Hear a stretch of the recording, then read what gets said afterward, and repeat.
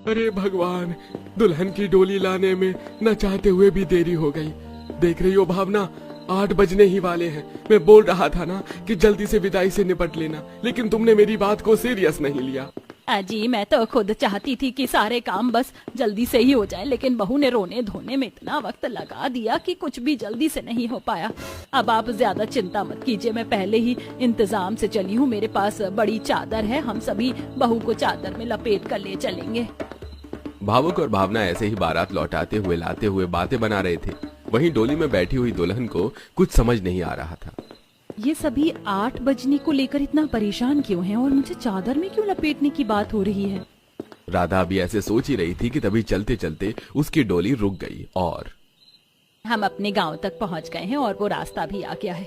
बहू तू ना कुछ मत बोलना, ना ही हिलना डुलना, बस ऐसे ही बैठी रहना। हाँ, सभी एकदम आहिस्ता आहिस्ता डोली ले चलो। भगवान ने चाहा तो आज सब सही रहेगा। मेरे साथ क्या किया जा रहा है? क्यों मुझे चुप रहना है और क्यों मुझे छिपाया गया है? राधा डोली में बैठे हुए परेशान थी, तो वहीं सभी लोग आहिस्ता आहिस्ता डोली को आगे पीछे से घेरकर आगे बढ़ रहे थे। चलते चलते वो सभी अपने गांव के रास्ते पर पहुंचे, जहां गांव की शुरुआत में ही एक बहुत बड़ा 4 मंजिला घर खड़ा हुआ था। पूरा घर वीरान था। आसपास सूखी पत्तियां, मकड़ी के जाले और उल्टे लटके हुए चमगादड़ उसे और खौफनाक बना रहे थे। अभी वो लोग उस घर के पास से गुजर ही रहे थे कि तभी वो उसके दरवाजे के सामने पहुंचे और तेजी से 4 मंजिला घर के दरवाजे खुल गए। अरे नहीं, लगता है कि कोई अनहोनी होने वाली है। जल्दी करो, भागो यहाँ से। भावना ने दरवाजों को खुलता हुआ देख लिया था। उसने सभी को भागने को भी बोला, लेकिन तब तक काफी देर हो चुकी थी। सभी ने भागकर रास्ता तो पार कर दिया, लेकिन जैसे ही डोली से चादर हटाई गई तो डोली खाली थी। हे भगवान, अरे मेरी बहू भावना, ले गई वो प्रेत आत्मा हमारी बहू को अपने साथ। सारे गांव में डर का माहौल हो गया और एक बार फिर 4 मंजिला घर के सामने से दुल्हन का गृह प्रवेश एक दुखदायक कहानी लाया। ये कहानी है सोलंकी गांव की, जहां पर गांव की शुरुआत में एक बहुत बड़ा 4 मंजिला वीरान घर था। वो घर बस वीरान नहीं बल्कि खतरनाक भी था। हर रोज रात को 8 बजे के बाद उस घर के आगे से कोई नहीं गुजरता था, क्योंकि उसमें से रात को एक दुल्हन के रोने की आवाजें आती थी। और साथ ही गांव में अगर कोई दुल्हन घर के आगे से प्रवेश करती तो वो भी दुर्घटना का शिकार हो जाती थी। भावना की बहू राधा भी इसी का शिकार हुई और अगली सुबह राधा की लाश हवेली के बाहर सभी गाँव वालों ने लटकी देखी। ऐसे ही आज की रात भी एक दुल्हन ब्याह कर गाड़ी में अपने ससुराल आ रही थी।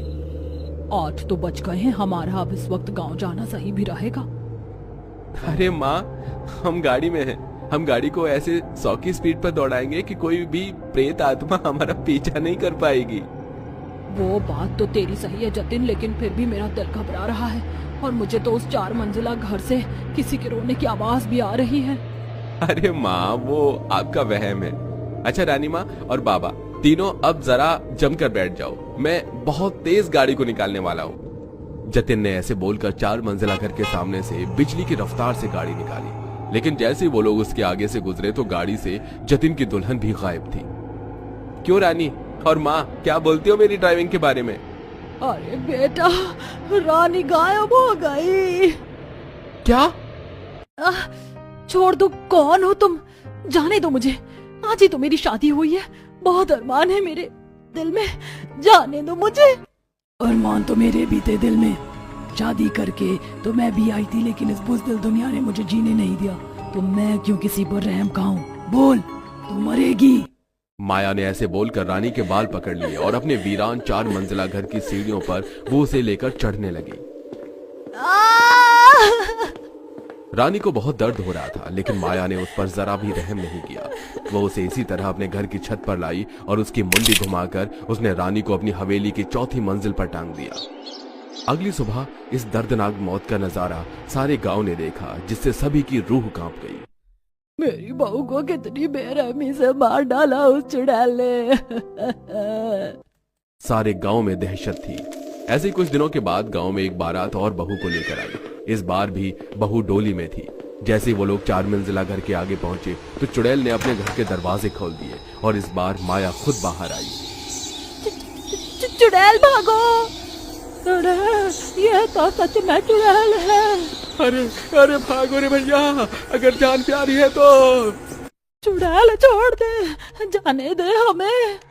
मना किया था ना मैंने कि 4 मंजिला घर के सामने से दुल्हन का प्रवेश करना मना है। तब भी तुम लोग मेरा खून खौलाने को क्यों हर थोड़े दिनों में एक लड़की को दुल्हन बना कर ले आते हो? बहुत शौक है ना तुम्हें अपनी बहन बेटियों की शादी करवाने का तुम लोगों को। चलो तुम्हारा ये शौक आज भी मैं खत्म कर देती हूँ। माया ने ऐसे बोलकर मानसी की गर्दन पकड़ ली। घुमा दूं क्या इसको? नहीं नहीं नहीं चुड़ैल, मैं तेरे आगे दया की भीख मांगती हूँ, छोड़ दे मेरी बहू को। बुढ़िया, ये तो तुझे बहू लाने से पहले सोचना था। अब देख तू इसकी मौत का तमाशा। माया ने भरी बारात के सामने मानसी की मुंडी घुमा दी। सब ये देखकर दहशत में आ गए और मानसी को चुड़ैल ने 4थी मंजिल पर टांग दिया। ये मंजर देखने के बाद कोई उस जगह नहीं रुका और सभी अपनी जान बचाकर भाग गए। लेकिन अब गांव में लगातार दुल्हन के आने से पहले ही मर जाने की हद पार हो चुकी थी। अगली सुबह सभी गांव के लोग मिलकर मुखिया के पास गए और उन्होंने मुखिया से इसकी शिकायत की। मुखिया जी, और आखिर कब तक हमारे बेटे ऐसे ही कुंवारे रहेंगे? हम तो बहू लाते ही उसको खो बैठते हैं। अब हमारी आखिरी उम्मीद बस आप हो। हम लोग अमीर नहीं है तो गांव नहीं छोड़ सकते, लेकिन इस सब का कुछ उपाय तो निकाल सकते हैं। आजकल हादसे बहुत बढ़ गए हैं। अब पानी सच में ही सिर से ऊपर जा चुका है। ठीक है, आप सभी फिक्र मत करो, मैं तांत्रिक बाबा के पास जाऊंगा और मुझे यकीन है कि इस सब का पता उन्हें जरूर होगा। रमेश ने सभी गांव वालों को शांत किया और उसी दिन की दोपहर कुछ गांव के आदमियों के साथ मिलकर रमेश तांत्रिक के पास चला गया, जहां बाबा को उसने सब कुछ बताया। और मैं तेरी सारी बात सुन चुका हूँ, लेकिन एक बात कहूँ, इस सब का मुझे पहले से ही पता था। लेकिन तू ये नहीं जानना चाहता कि वो चुड़ैल ऐसा क्यों कर रही है? क्यों कर रही है वो बाबा ऐसा? सुनो, सोलंकी गांव के एक अमीर और खुश परिवार में एक सुंदर लड़की माया ब्याह कर आई थी। उसका घर 4 मंजिला था और माया आंखों में 1000 सपने लिए अपने ससुराल आई थी। सब कुछ अच्छा ही चल रहा था कि एक दिन एक अनहोनी हुई।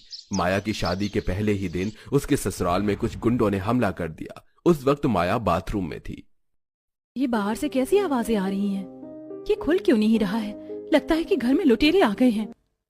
माया को किसी ने बाहर से लॉक कर दिया था, जिसकी वजह से वो बाहर नहीं निकल पाई। वहीं बाहर लुटेरों ने धमकाकर माया की सास और पति को लूट लिया। तुम लोग सब कुछ ले चुके हो, भगवान के लिए जाओ यहाँ से। चले जाओ। अभी सब कुछ कहाँ लिया है? हाँ, अभी तो लेना बाकी है।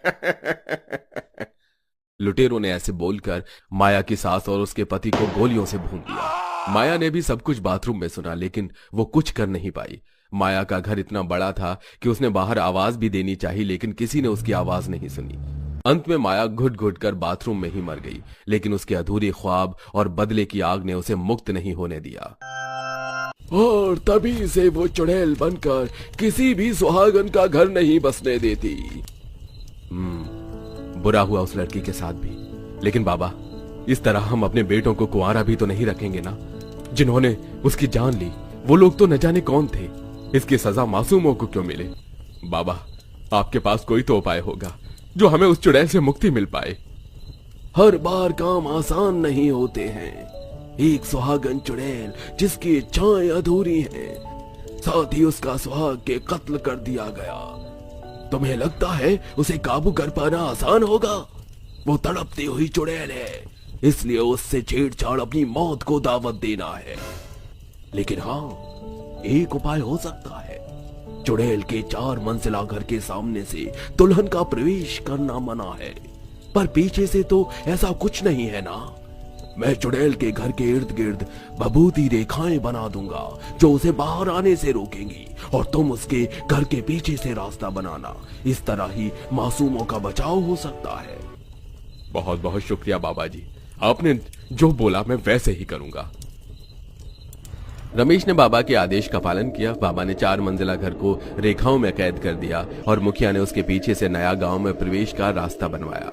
अब कोई भी बारात बहू लाती तो घर के पीछे से जाती थी, लेकिन अगर भूले भटके कोई दुल्हन 4 मंजिला घर के आगे से गुजर जाती तो उसका अंजाम आज भी मौत से भी बदतर होता था, क्योंकि 4 मंजिला घर के आगे से दुल्हन का प्रवेश करना मना है।